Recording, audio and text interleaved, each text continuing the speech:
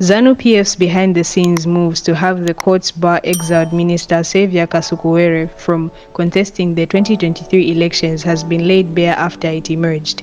The ruling party advised South Africa's ruling African National Congress, ANC, to do the same to former President Jacob Zuma linked Umkhonto weSizwe in the country's May elections. Welcome back to Zim News Live YTS, where we give you latest updates about what's transpiring in Zimbabwe. Before I go any further, don't forget to like, subscribe, and turn on the notification bell so that you don't miss any updates. This emerged during a summit of regional liberation movements held in Victoria Falls recently. The meeting was meant to craft strategies on how to push back against the opposition parties and remain in power. Zimbabwe, as the chairperson of the SADC liberation movements, was hosting the summit.